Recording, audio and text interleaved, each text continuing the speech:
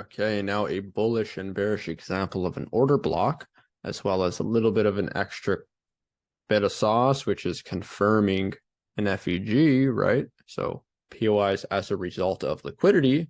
Those POIs as a result of liquidity can be other FEGs. They can also be order blocks and breaker blocks in S&D, right? So we have the initial push up. This gives us our high and our low. Now we've pushed down. We're expecting the creation of a new ISP here, bringing us into an FEG. So how do we confirm this FEG? Well, we have the creation of a bullish order block. Okay. So anatomy of an order block is a draw on liquidity. A bullish one would be a draw on liquidity to the sell side.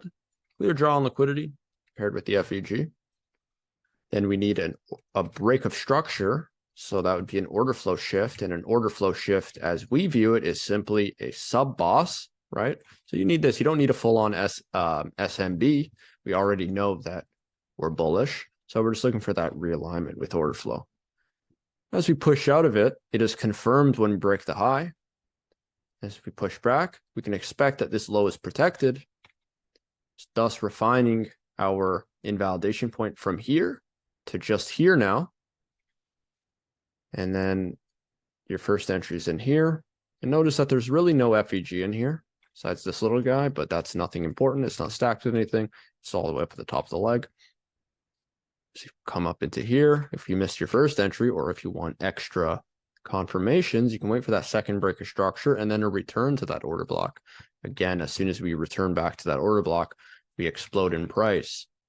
Alternatively now, we can see after we've left the order block, we've then created a new FEG.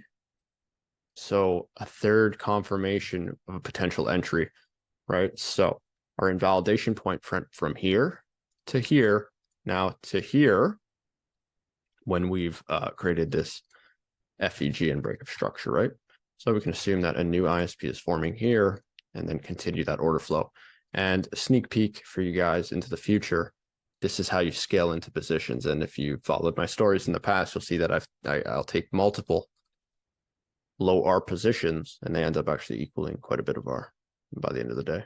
So that's it. And then a bearish example, we come into an area of buy side liquidity. This one up candle displaces out, gives us that order flow shift or sub boss.